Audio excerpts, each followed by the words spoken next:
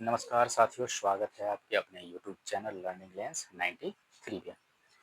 दोस्तों, आज हम लोग बेसिक मैथ पढ़ेंगे, क्योंकि मैथ के कोई भी प्रश्न बनाने से पहले हमें उसके बेसिक जानकारी होनी चाहिए।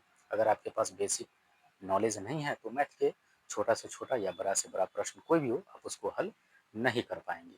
तो आज हम बेसिक मैथ में पढ़ेंगे संख्या से संबंधित। तो इसमें देखिए, जैसा पहला आपका यहाँ पे प्राकृत संख्या लिखा हुआ है, पूर्ण संख्या है, पूर्णांक संख्या, इसके बाद और भी है, उसके बारे में भी हम लोग पढ़ेंगे। तो आज शुरू करते हैं प्राकृत संख्या। तो प्राकृत संख्या किसे कहते हैं, तो सबसे पहले इसके बारे में हम लोग समझेंगे। तो देखिए, प्राकृत संख्या जैसे आपका ये 1, 2, 3, 4, 5, 6, इस तरीके से हम इनफाइनाइट तक गिनती गिनते हैं, यानी कि एक से शुरू करते हैं। इसमें एक से लेकर के इनफाइनाइट तक की संख्या जो भी हो, उस सभी को हम प्राकृत संख्या कहेंगे, या आप ऐसे भी बोल सकते हैं कि गिनती की संख्या को प्राकृत संख्या कहते हैं। और ये कहाँ से शुरू होती है, तो एक से शुरू होती है। 1, 2, 3, 4, 5, 6, 7, इस तरीके से इनफाइनाइट तक लास्ट संख्या क्या होगा वो मालूम नहीं है, तो इसको हम लोग प्राकृत संख्या कहते हैं, जो कि इनफाइनाइट तक जाती है। दूसरा आपका इसमें है पूर्ण संख्या। तो पूर्ण संख्या किसे कहते हैं, तो इसमें देखिए, इसमें क्या होगा कि जीरो से स्टार्ट होता है। 0, 1, 2, 3, 4, 5, 6, 7, इस तरीके से ये भी आपका कहाँ है, इनफाइनाइट तक चलते चला जाता है। ठीक ना। तो इसको हम क्या कहेंगे, पूर्ण संख्या कहेंगे, जो कि आपको कहाँ से शुरू होती है, तो जीरो से शुरू होती है। 1, 2, 3, 4, 5, 6, 7, 8, इस तरीके से ये भी इनफाइनाइट तक जाती है। तीसरा आपका है पूर्णांक संख्या। तो पूर्णांक संख्या है जिसको हम लोग इंटीजर्स नंबर बोलते हैं। तो ये क्या है, तो देखिए, संख्या रेखा पर जीरो जीरो से जब हम आगे बढ़ेंगे, 1, 2, 3, 4, 5, 6, इस तरीके से ये भी आपका इनफाइनाइट तक। वही जब हम संख्या रेखा पर जब इधर की ओर चलेंगे तो -1, -2, -3, -4, -5, इस तरीके से ये भी आपका कहाँ है, इनफाइनाइट तक चलते चला जाता है। तो पूर्णांक संख्या किसको कहेंगे, इंटीजर्स नंबर जिसको हम लोग बोलते हैं। तो संख्या रेखा पर जीरो से इधर जब हम आगे की ओर चलेंगे, 1, 2, 3, 4, 5, 6, 7, इस तरीके से ये भी इनफाइनाइट तक। और जब हम पीछे की ओर चलेंगे तो माइनस की ओर, यानी कि -1, 2, -3, 4, इस तरीके से ये भी इनफाइनाइट तक चलते चला जाता है। अब बात यहाँ पे आती है कि संख्या रेखा पर यहाँ 1 से लेकर के आगे इनफाइनाइट तक जो भी संख्या होंगी, उन सभी को हम लोग क्या कहते हैं, धनात्मक पूर्णांक बोलते हैं। उन सभी को हम लोग क्या कहते हैं, धनात्मक पूर्णांक।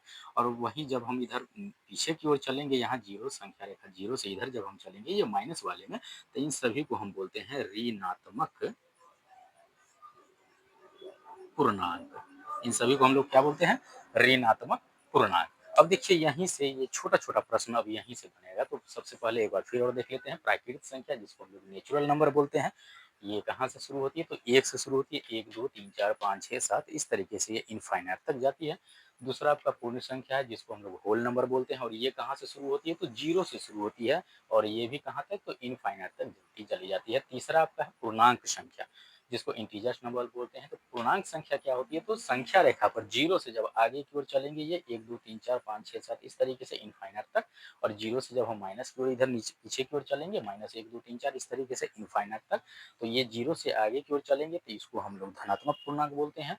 और जब हम ये पीछे की ओर ये माइनस वाले में चलेंगे तो इसको हम ऋणात्मक पूर्णांक कहते हैं। अब बात आती है कि आखिर ये तब ये जीरो को क्या कहेंगे। ये जीरो जो है, जीरो, ये ना ही आपका धनात्मक है और ना ही आपका ऋणात्मक है। इसको हम लोग बोलते हैं उदासीन पूर्णांक। इसको हम लोग क्या कहेंगे, उदासीन पूर्णांक कहेंगे। इसको हम लोग उदासीन पूर्णांक कहेंगे। ठीक है। अब देखिए, अब यहाँ से क्वेश्चन कैसे पूछा जाता है। क्वेश्चन अगर ऐसे पूछ देगा कि क्या सभी प्राकृत संख्या पूर्ण संख्या होती है, क्या सभी प्राकृत संख्या पूर्ण संख्या होती है, क्या सभी पूर्ण संख्या प्राकृत संख्या होती होगी, इस तरीके से यहाँ पे क्वेश्चन पूछा जाता है। और अधिकतर छात्र जो है वहाँ पे गलती कर बैठते हैं। तो देखिए, क्वेश्चन क्या पूछ सकता है कि क्या सभी प्राकृत संख्या पूर्ण संख्या होती है, तो हाँ होगी। अब कैसे, अब इसको समझिए, इसको रटना नहीं है, समझिए पहले। क्या क्वेश्चन क्या है कि क्या सभी प्राकृत संख्या पूर्ण संख्या होगी, तो हाँ होगी। कैसे, अब देखिए, प्राकृत संख्या का कहाँ से ये स्टार्ट होती है, तो एक से। कहाँ से शुरू हो रही है, एक से हो रही है। वहीं पूर्ण संख्या की अगर हम बात करें तो ये कहाँ, जीरो से शुरू हो रही है। अब देखिए, ये एक से शुरू हो रही है, तो क्या ये 1, 2, 3, 4 इसमें मिल रहा है, ये जहाँ से शुरू हो रहा है वो इसमें है या नहीं। तो देखिए, 1, 2, 3, 4 ये एक से तो शुरू है ही, ये 0 से है लेकिन इसमें 1 2 3 4 ये वाला इसमें मिल रहा है। तो इसका मतलब ये हुआ कि सभी प्राकृत संख्या जो होती है वो पूर्ण संख्या होंगी। तो यहाँ पर हम इसको नोट करके लिख रहे हैं कि क्वेश्चन क्या था कि क्या सभी प्राकृत संख्या पूर्ण संख्या होगी? तो हाँ, होगी। तो इसमें लिखेंगे कि सभी प्राकृत संख्या जो होती है, सभी प्राकृत संख्या क्या होगी? पूर्ण संख्या होगी। पूर्ण संख्या होगी। सभी प्राकृत संख्या क्या होगी? पूर्ण संख्या होगी। अब इसी को अगर ये पूछ दे कि क्या सभी पूर्ण संख्या प्राकृत संख्या होगी? तो नहीं होगी। अब कैसे? तो इसको देखिए, पूर्ण संख्या शुरू कहाँ से होती है? तो 0 से शुरू हो रही है। 0 1 2 3 4 इस तरीके से इनफाइनाइट तक। लेकिन जैसे हम प्राकृत संख्या में जाते हैं, देखिए यहाँ कहाँ से स्टार्ट हो रहा है? 1 से हो रहा है और ये 0 से हो रहा है। तो कभी ये पूर्ण संख्या प्राकृत संख्या होगा? नहीं होगा। तो दूसरा हम इसमें लिख सकते हैं कि सभी पूर्ण संख्या, सभी पूर्ण संख्या क्या प्राकृत संख्या नहीं होगी? प्राकृत संख्या नहीं होगी। ठीक है। अब दूसरा देखिए, अब आगे चलते हैं। अब इसमें अगर हम बात करें कि क्या सभी पूर्ण संख्या ये पूर्ण संख्या पूर्णांक संख्या होगी? क्या सभी पूर्ण संख्या पूर्णांक संख्या होगी? तो देखिए, पूर्ण संख्या कहाँ 0 से शुरू हो रही है और पूर्णांक वाले में चलते हैं तो ये खोजेंगे कि क्या 0 से जो शुरू हो रही है क्या वो इसमें है या नहीं। तो देखिए यहाँ इसमें है, 0 से ये शुरू है, 0 से ये मिल रहा है। तो इसका मतलब ये हुआ कि सभी पूर्ण संख्या क्या पूर्णांक संख्या होगी। सभी पूर्ण संख्या क्या पूर्णांक संख्या होगी। तो लिखेंगे यहाँ पे सभी पूर्ण संख्या, सभी पूर्ण संख्या क्या होगी? पूर्णांक संख्या होगी।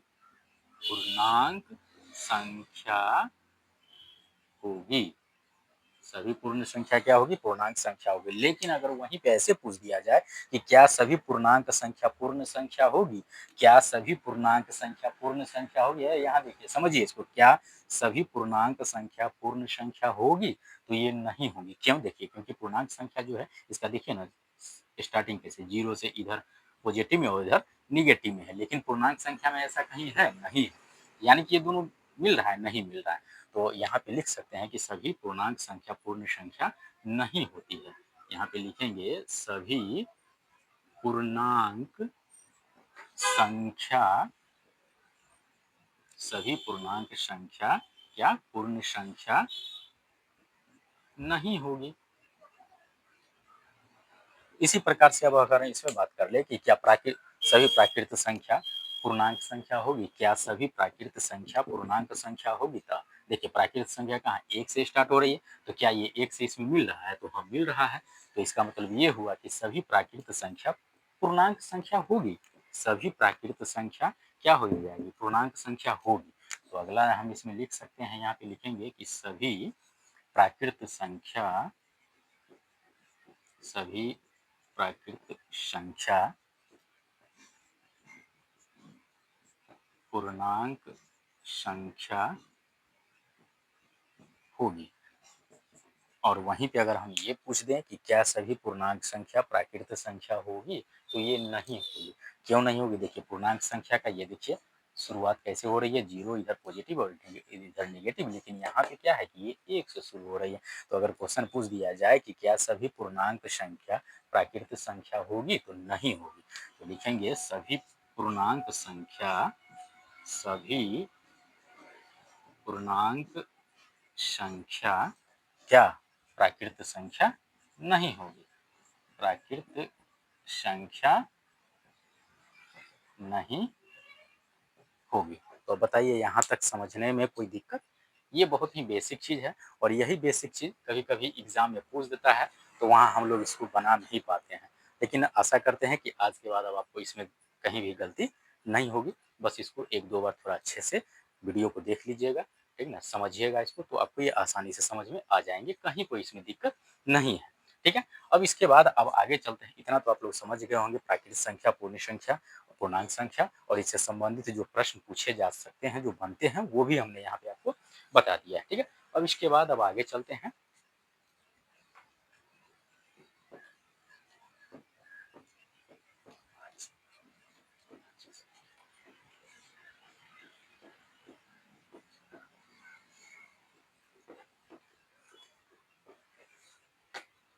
चलिए, अब इसके बाद हम लोग पढ़ेंगे अगला जो है आपका वो है, यहाँ पे हम पढ़ेंगे अभाज्य संख्या के बारे में।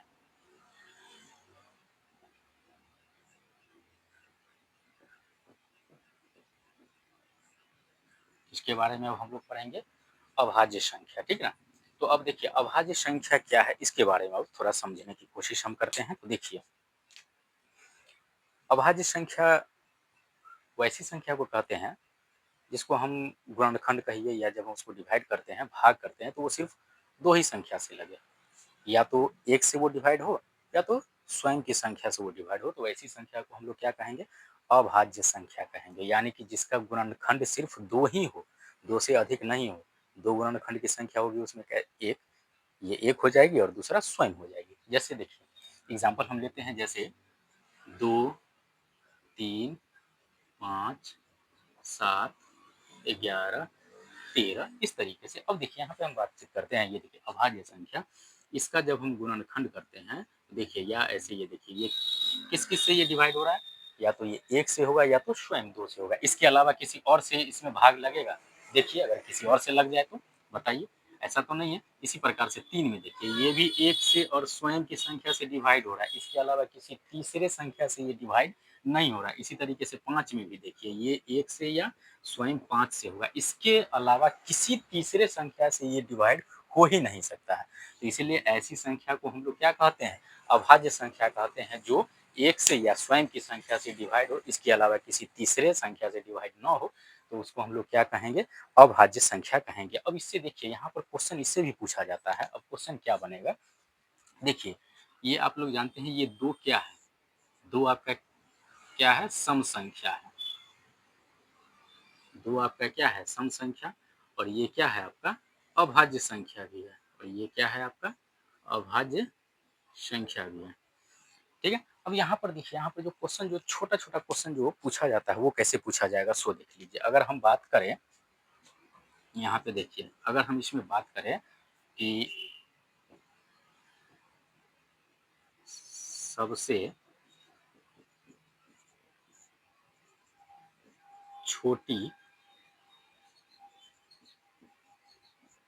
सम अभाज्य, सबसे छोटी सम अभाज्य संख्या कौन हो जाएगा, सबसे छोटी सम अभाज्य संख्या कौन है, दो है।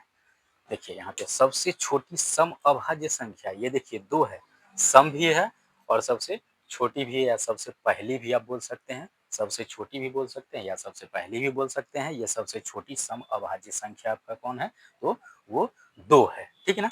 अब इसके बाद अगला देखते हैं, अगला आपका सबसे छोटी विषम अभाज्य संख्या।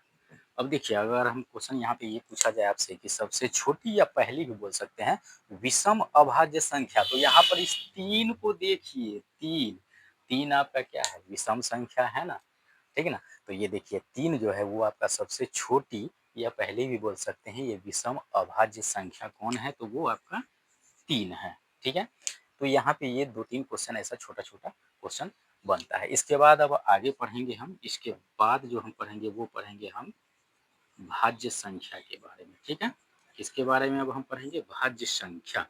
अब भाज्य संख्या किसको कहते हैं, तो ऐसे हम आप लोग सब लोग जानते होंगे कि वैसी संख्या जिसमें क्या हो कि एक से भी वो डिवाइड हो जाए, और स्वयं की संख्या से भी हो जाए, और इसके अलावा किसी तीसरी संख्या से भी वो पूरा पूरा विभाजित हो जाए, डिवाइड हो जाए, तो उसको डिवाइड हो जाए, तो उसको हम लोग क्या कहते हैं कि भाज्य संख्या कहते हैं। मतलब जिसके एक से दो से अधिक गुणनखंड हो। जैसे जैसे देखिए ये 4 है, 6 है, 8 है, 9 है, 10 है, 12 है। अब यहाँ पे देखिए ये इस 4 को देखिए, ये 4 एक से भी भाग लग जाएगा, इसमें 2 से भी हो जाएगा और स्वयं 4 से भी हो जाएगा। इसी तरीके से आप यहाँ पे 6 में देखिए, 1 से भी हो जाएगा, 2 से भी हो जाएगा, 3 से भी हो जाएगा, 6 से भी हो जाएगा। इसी तरीके से आप 8 का भी देख सकते हैं, 9 का भी कर सकते हैं, 10 का भी और 12 का भी। इसी तरीके से आगे भी करेंगे। तो देखिए यहाँ पर भाज्य संख्या में क्या है कि इसके गुणनखंडों की संख्या कितनी है, 3, मतलब 2 से अधिक है। इसमें गुणनखंडों की संख्या क्या होती है? 2 से अधिक होती है, यानी कि ये 1 से भी डिवाइड हो जाएगा और स्वयं की संख्या से भी और किसी तीसरे संख्या से भी ये डिवाइड हो जाएगी। तो ऐसे संख्या को हम लोग क्या कहेंगे? भाज्य संख्या कहेंगे। ऐसे संख्या को हम लोग क्या कहेंगे? भाज्य संख्या। अब चलते हैं इसमें जो छोटा-छोटा क्वेश्चन जो बनता है, जो पूछा जाता है वो देखिए। अब यहाँ पे बात कीजिए, ये आपका ये देखिए पहला क्या है, इसमें 4 है, ठीक ना? अब बताइए इस 4 को देखिए, 4 आपका क्या है? सम संख्या है ना? 4 आपका क्या है? सम संख्या है और ये क्या है आपका? भाज्य संख्या भी है। 4 आपका क्या है? सम संख्या है और ये आपका भाज्य संख्या भी है। तो अब यहाँ पर देखिए ये क्वेश्चन क्या बनेगा, यहाँ पर छोटा-छोटा क्वेश्चन जो बन जाएगा सो देख लीजिए। इधर देखते हैं, चलिए इधर ध्यान दीजिएगा, यहाँ पे देखिए। अब बताइए 4 जो है सबसे, यहाँ पे हम इसको लिख सकते हैं, सबसे छोटी कौन है ये? सम। सबसे छोटी बोलिए या सबसे पहली बोलिए, सबसे छोटी सम भाज्य संख्या। सबसे छोटी समभाज्य संख्या कौन है? वो आपका 4 है। सबसे छोटी या पहली भी बोल सकते हैं, सम में है, ये सम संख्या है और ये कौन सी है? भाज्य संख्या भी है। तो सबसे छोटी या सबसे पहली समभाज्य संख्या कौन होगा? 4 हो जाएगा, ठीक है? अब वहीं पे अब हम चलते हैं, इस 9 को देखिए, इस 9 को देखिए। तो 9 आपका क्या है? ये आपका क्या है? कैसा है? विषम संख्या है ना? ये आपका क्या है? विषम संख्या है और विषम संख्या के साथ-साथ ये क्या है? आपका भाज्य संख्या भी है। ये आपका क्या है? भाज्य संख्या भी है। 9 आपका क्या है? विषम संख्या भी है और ये विषम संख्या के साथ-साथ भाज्य संख्या भी है। तो यहाँ पे आपका इससे क्वेश्चन क्या बनेगा कि सबसे छोटी या पहले भी आप बोल सकते हैं, सबसे छोटी कौन-सा? विषम है ना ये? सबसे छोटी विषम भाज्य संख्या, विषम भाज्य संख्या क्या होगा आपका? कौन होगा? 9 होगा। तो यहाँ पर देखिए ये सभी छोटा-छोटा प्रश्न जो है ये बनता है यहाँ पे। 9 आपका देखिए कौन सी संख्या है? तो विषम संख्या और ये किसमें है? भाज्य संख्या में आता है। क्यों?